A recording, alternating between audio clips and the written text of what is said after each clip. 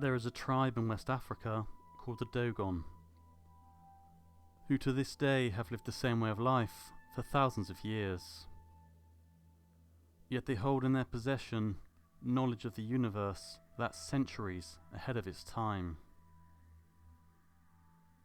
The Dogon claim to have been provided this advanced knowledge from fish-like creatures from outer space, who visited the tribe millennia ago. Join us as we discuss one of the most compelling cases of alien contact with an ancient civilization.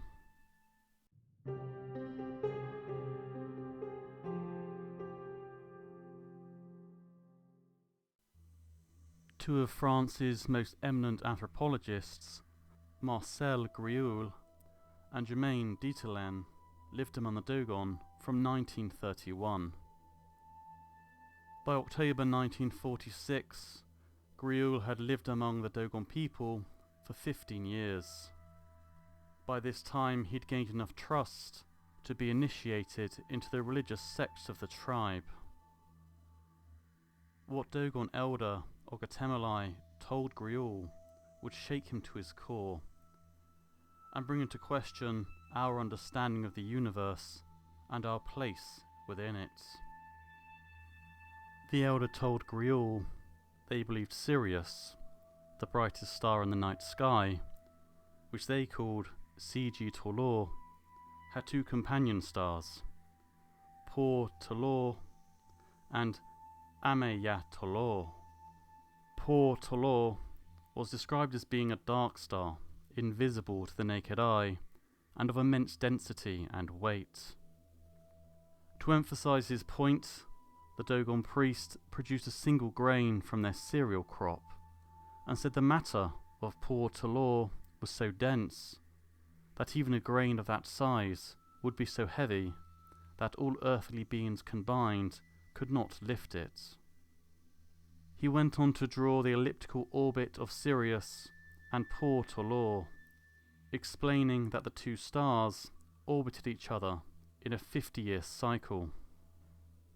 Incredibly, the priest had just perfectly described the recently discovered star known as Sirius B, even down to the 50-year orbit cycle and the density of the star. Scientists in the West had only theorized about the existence of the star orbiting Sirius in the mid-19th century, when high-powered telescopes noticed something causing a wobble in the orbit of Sirius. And it wasn't until 1928, only 3 years before Griaule started living with the Dogon, that Sirius B was identified as a white dwarf. This is a huge star that has collapsed in on itself, and its mass is so compressed it creates a huge amount of density and weight. The problem was that the Dogon had been aware of the existence and nature of Sirius B for thousands of years, as reflected in their religion and written down on cuneiform tablets.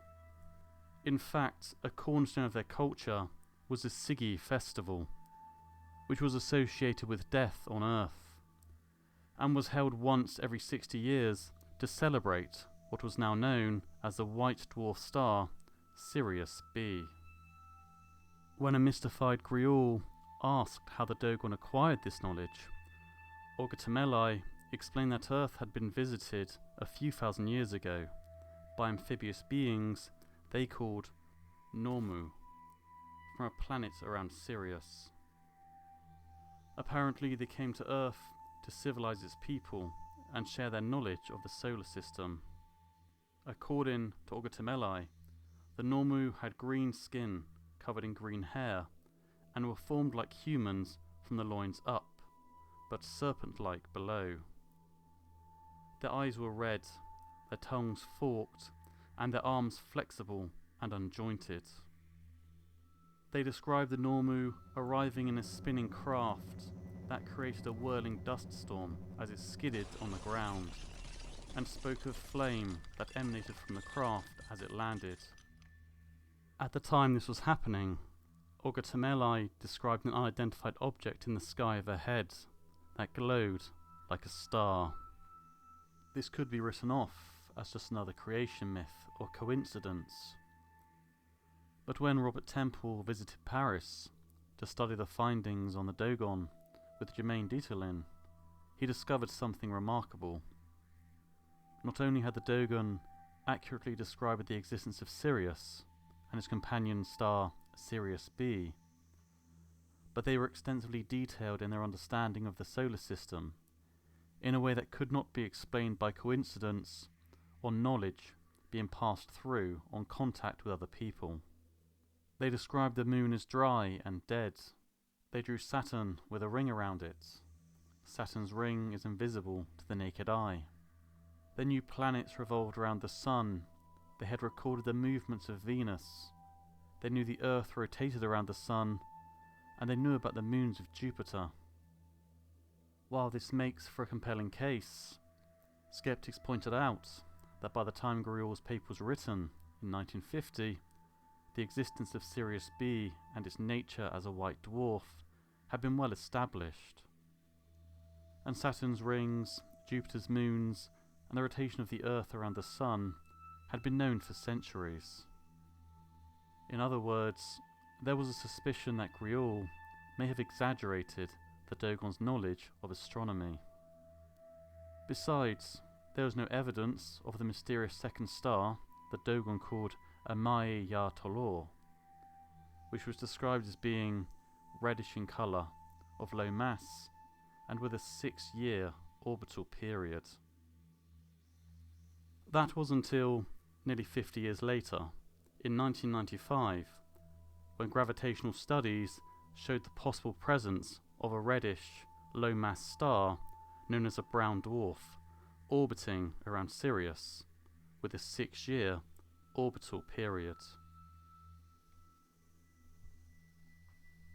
So how did an isolated tribe, without access to telescopes or modern technology, acquire detailed knowledge of star systems and planets invisible to the naked eye?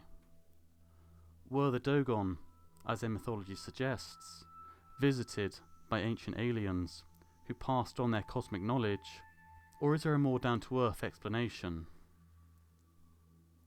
For now, though, the curious case of the Dogon and their advanced knowledge of the universe is likely to remain unexplained. If you enjoy this episode, please remember to like, share and subscribe. We upload 2 to 3 times a week, so at least that way you won't miss any new episodes. And if you've made it this far, thank you very much for listening.